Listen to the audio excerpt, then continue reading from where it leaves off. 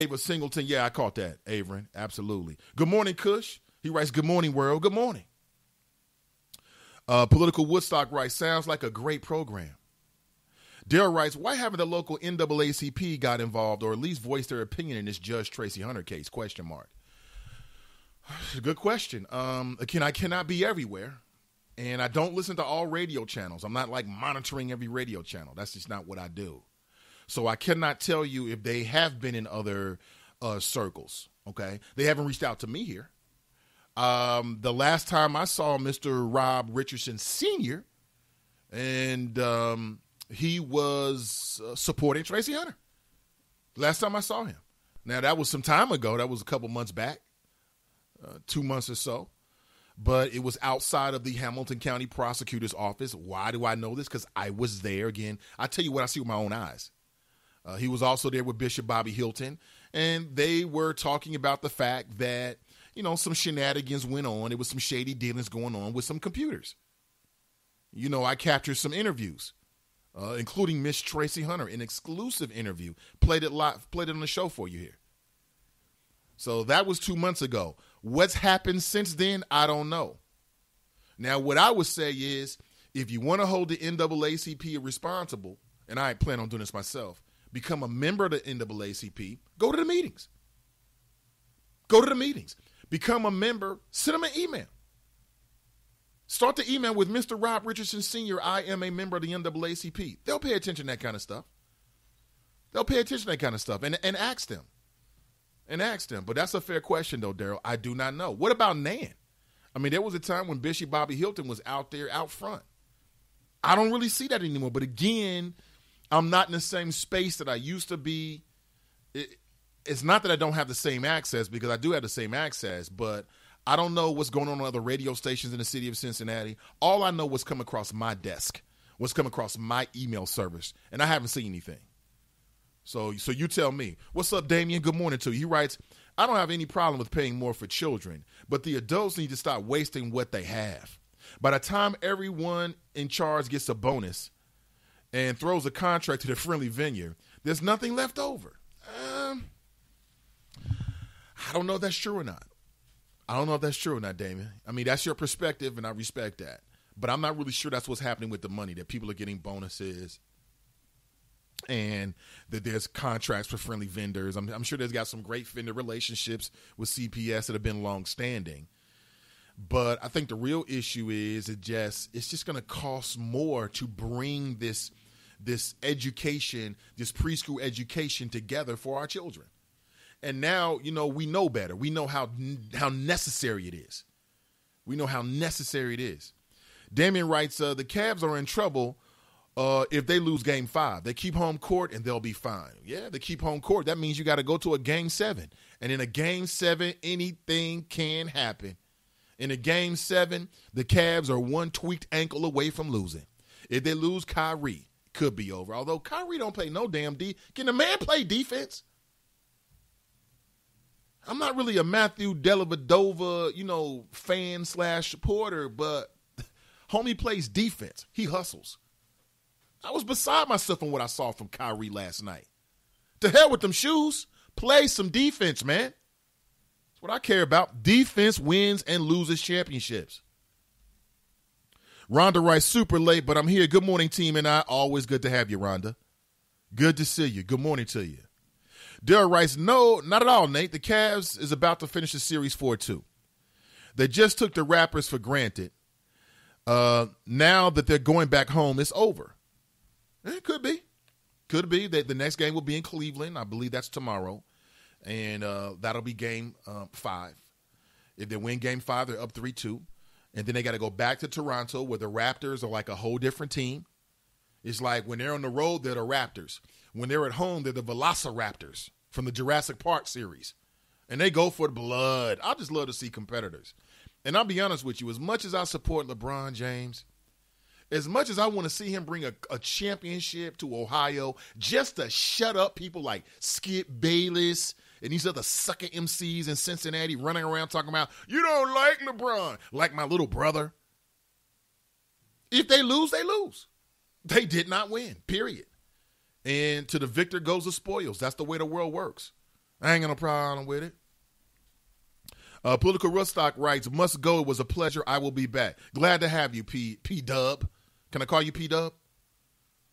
Let me know if you got a problem with it.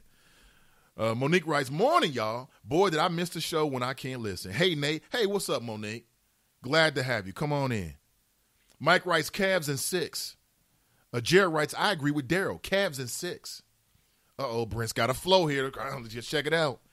Brent writes, property taxes are an albatross for the taxpayers when your governor boasts of a surplus that exceeds $2 billion and are yet still in violation of the Ohio Supreme Court's decision regarding property taxes.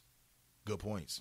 I'm all for preschool programs that enhance education for our youth, but until we can impact the cultural divide in our schools, I don't see much improvement for many of our failing schools. We need more people who look like us to teach our children. More emphasis is placed on vouchers, private, parochial, and charter schools in this state. You're right.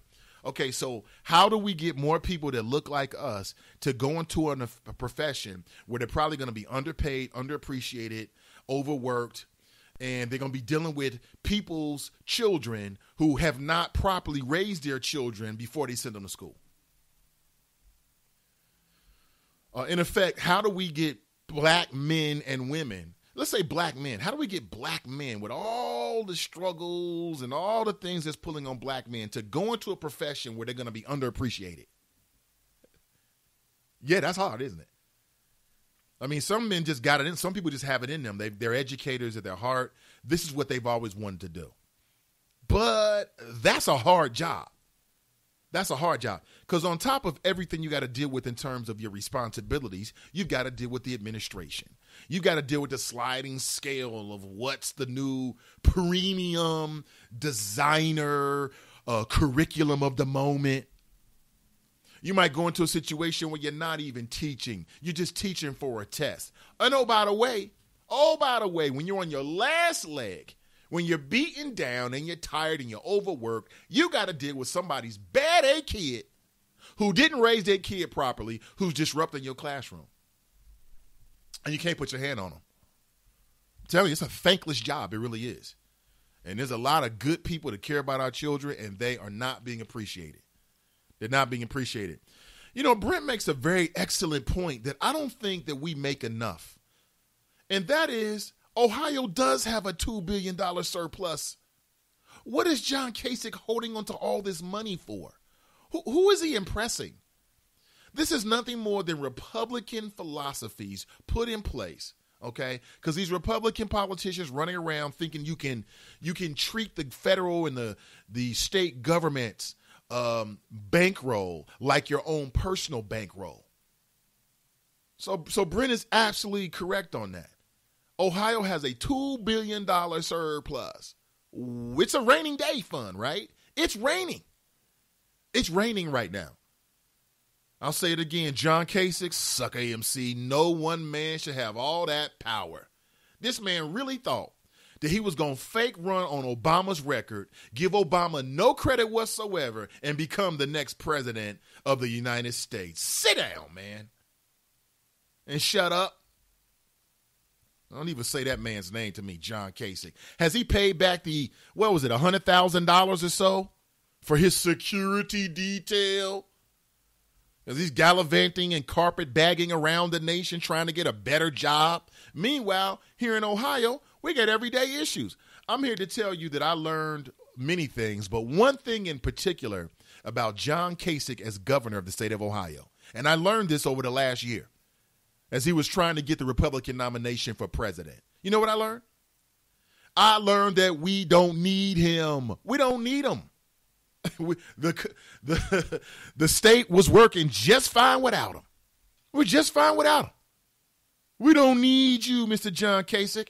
And your potholes in my lawns, biting the ideas of Obama, transforming them and passing them off like they're your own, please. If not for the Obama-era policies, most notably the bailouts, okay, Ohio would be in far worse shape. It was nothing that John Kasich did in particular.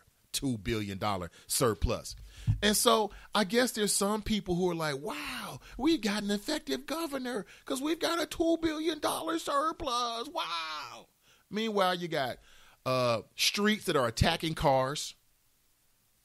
It's like a horror flick out there on some streets. The streets are attacking cars, attacking your wheels, attacking your rim, attacking your transmission, attacking your brakes. But he's got a $2 billion surplus. Way to go. Hercules, Hercules. What good is having a surplus of money if the people can't get their hands on it? You tell me. My name is Nathan Ivey. I'm live, I'm local, and I'm vocal. This is the Nathan Ivey Show. Okay, so 5 tacos of cheese and a large soda, that's $10,012. Please drive around. Wait, 10,000 what? It's obvious you're buzzed and driving. I've only had a few. I'm fine. Yeah, the food's $12, but getting pulled over for buzz driving could cost you around $10,000 in fines, legal fees, and increased insurance rates. Please drive around. Actually, just park and come in. Nothing kills a buzz like getting pulled over for buzz driving, because buzz driving is drunk driving. Brought to you by the National Highway Traffic Safety Administration and the Ad Council. Okay, so Sarah, I'm dropping you off at Emily's? Yep. And Josh, you're going to? Soccer, Dad. Soccer practice. Right. Oh, by the way, I just wanted to let you know when I pick you both up, I'll be wearing my short shorts. What? No! Yep, and my dorky dad hat, and I'm going to do my dad dance for all your friends. They'll love it! Seriously? Why? Because I like my short shorts. Of course, I could be talked out of it if you guys would just buckle up your seatbelts without giving me a hard time. It's important to get your kids to buckle up for safety, no matter what it takes. And sometimes, all it takes is your parental powers of persuasion. Okay, we're buckling up. See, all buckled. Good choice. I'll just have to do my dad dance at dinner time. What?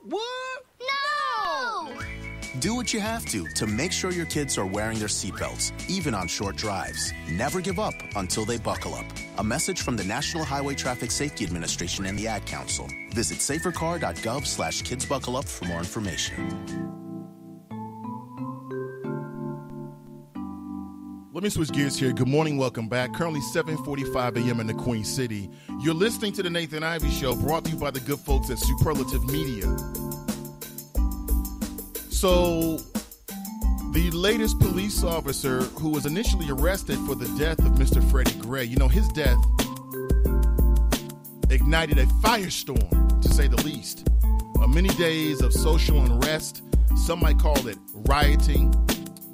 But I want to remind you the immortal words of a very, very smart man who once said that a riot on the bottom happens because people at the top aren't paying attention to it. Okay, this is a very loose paraphrase.